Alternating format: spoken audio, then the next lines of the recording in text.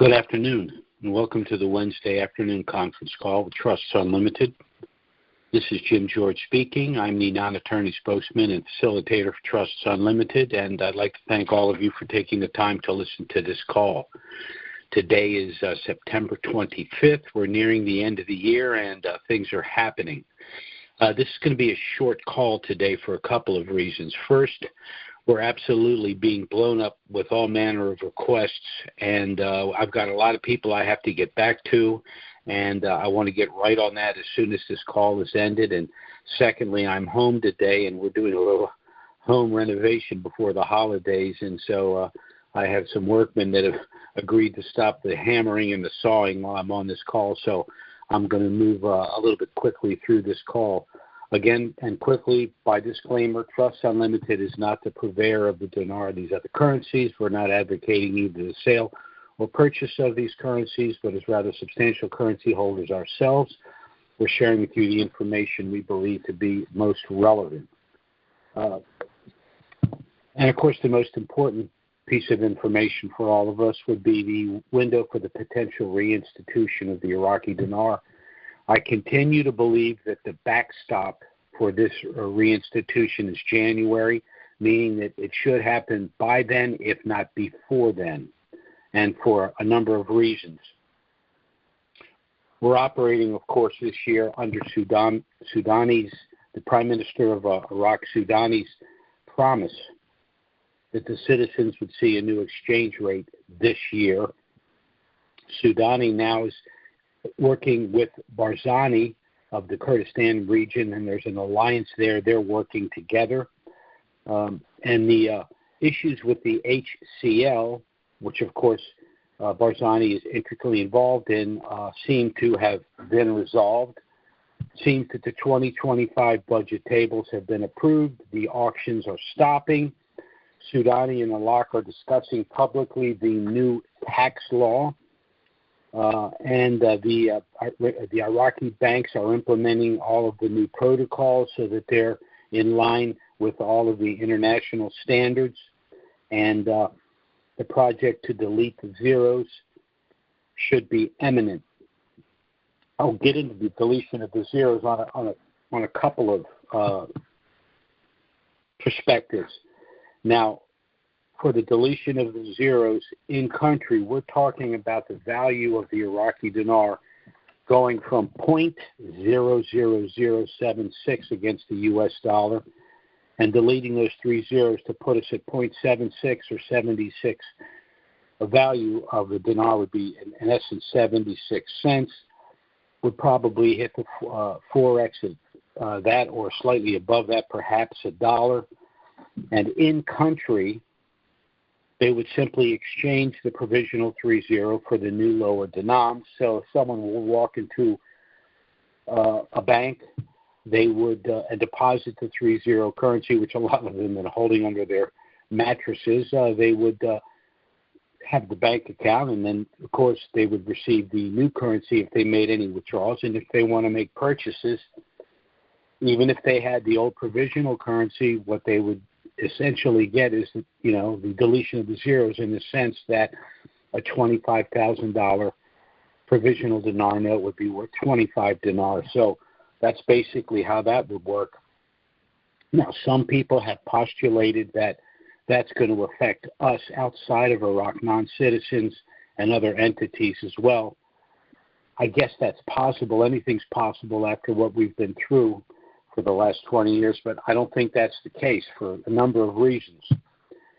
Because of all the international contracts that other nations have entered into with Iraq, because of the currency swaps that other nations have entered into with Iraq, Iraq's invitation to be a member of the BRICS, and of course the electronic transfers and the like, they're so integrated. And the fact that I would go to an American bank with a $25,000 dinar note, and they would honor the three zeros, really has nothing to do with Iraq.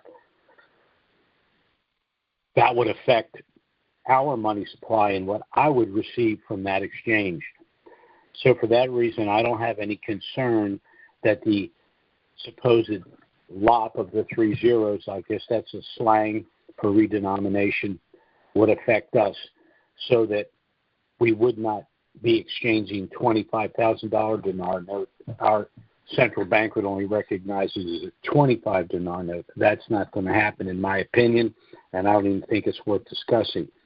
The most important issue, of course, again, is the deletion of zeros, and that's in progress and probably further along than they're stating publicly.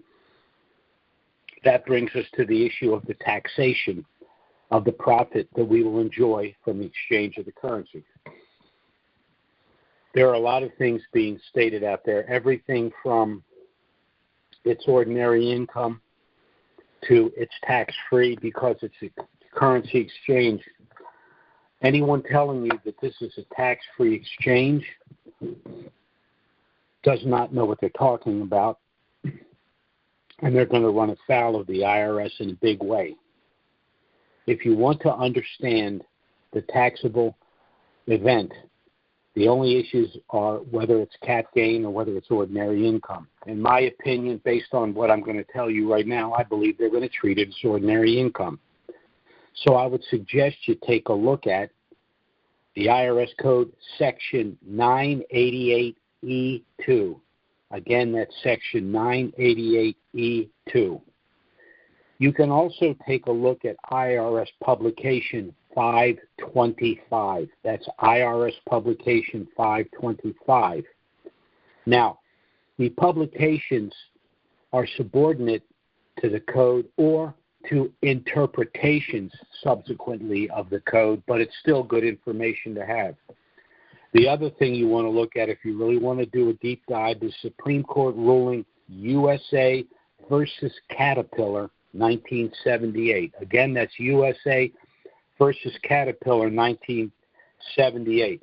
In my opinion, the profit from the exchange is going to be treated as ordinary income, particularly with this bunch of kleptocrats working in Washington right now, but that's the way I read the code. But while we're talking about Washington, D.C., there are some domestic issues we need to talk about because they're going to affect us whether you happen to be a denarian or not. We have an election coming up on November 7th. And this is an unusual election because it's a little rare and unusual that we have the two candidates having served consecutive 4-year terms. We had Trump that served for 4 years, and we had the Biden-Harris administration that served for 4 years. I think anyone with an IQ above room temperature should be able to figure out which administration ran the country better. I think the Dems are sort of acknowledging that because Kamala Harris has adopted a tandem strategy that's used in sailing. Many times when you're in rough waters and not the tide, but the air is moving in different direction, the wind is blowing in different directions, one of the strategies is to sail in tandem to the end of the race, meaning that you're both experiencing the same thing, so you're relatively in the same place, and then whatever tactic you're going to use at the end hopefully will allow you to win the race. Well, that's kind of what Kamala Harris has done. What I mean by that is Senator Harris wanted to open the border, but now mysteriously presidential candidate Harris wants to close the border. Senator Kamala Harris opposed the child tax credit. Presidential candidate Kamala Harris wants to raise it even higher than Donald Trump. Senator Kamala Harris never even considered the possibility of not taxing tips. As a matter of fact, her party established all these additional IRS agents, and one of the things they were looking at was undeclared income from tips. But now candidate for President Harris, all of a sudden, like Trump has postulated, wants no tax on tips. So either she is a shameless flip-flopper with no real core beliefs other than getting herself elected, and we know that's possibly the case because now her new mantra is, Trump only cares about himself.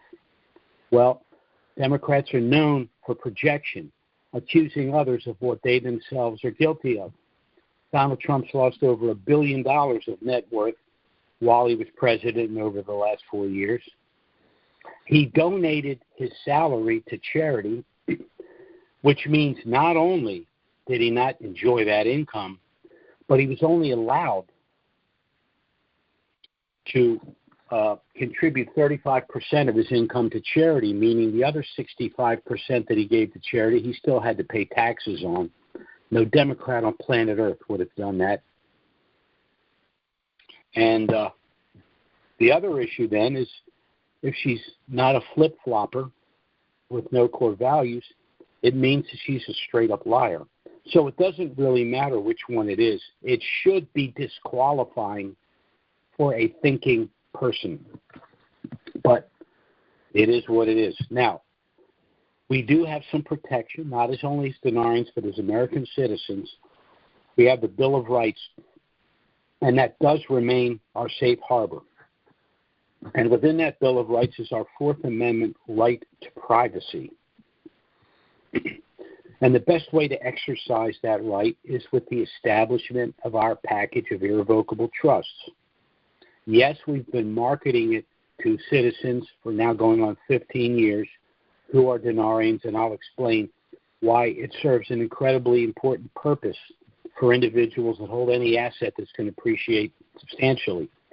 But given the scenario that we now face with this upcoming election, I think it behooves every American to utilize whatever constitutional tool is available to us for the benefits that I'm about to review. One other thing I need to mention here, a caveat. We have money in bank accounts. We have stocks and bonds.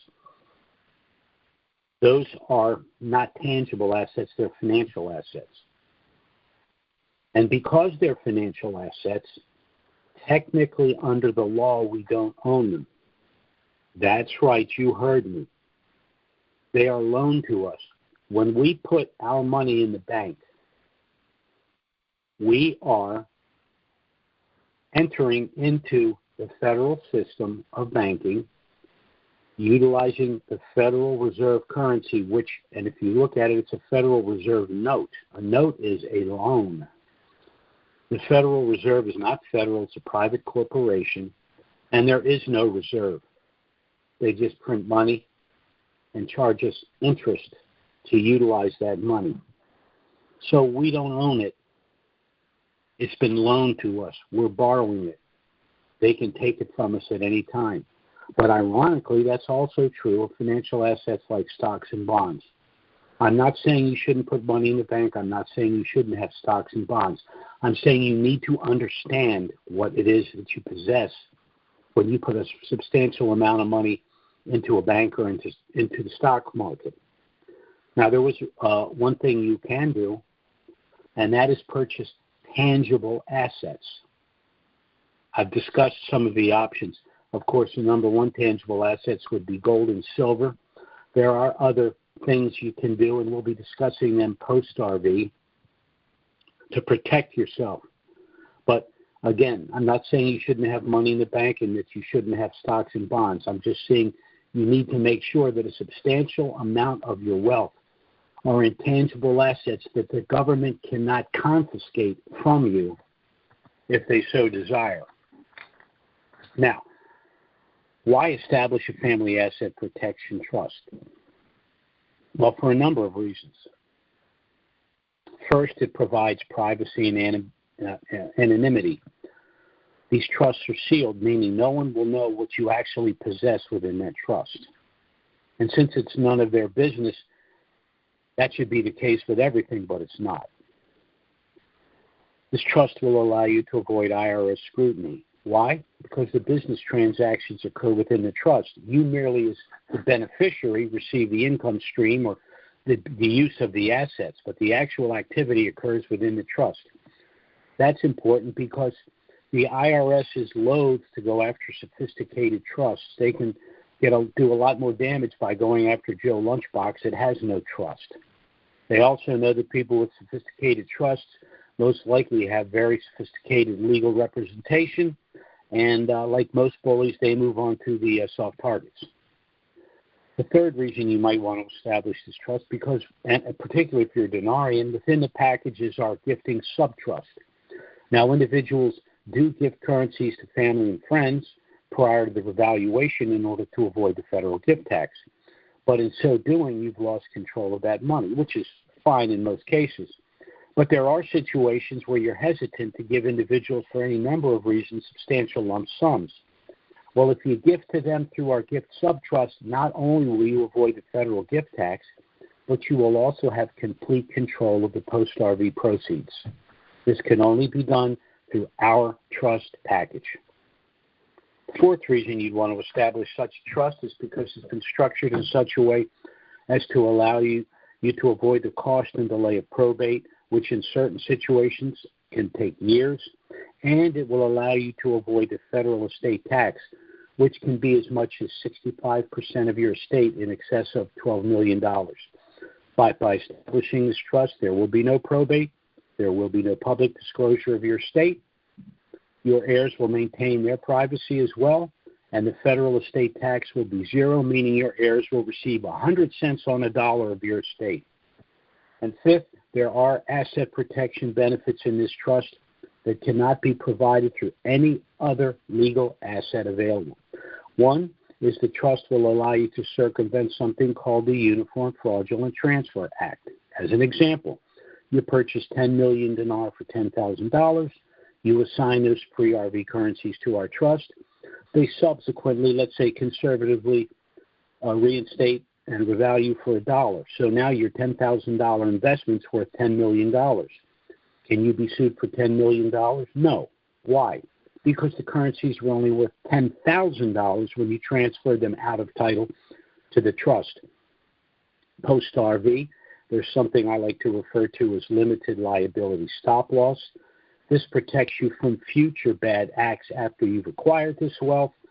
This protection is accomplished through something called segregation of assets. This is why we have a package of trusts. So as you purchase items post-RV, homes, rental properties, boat, cars, etc., each physical item is placed in a separate sub-trust.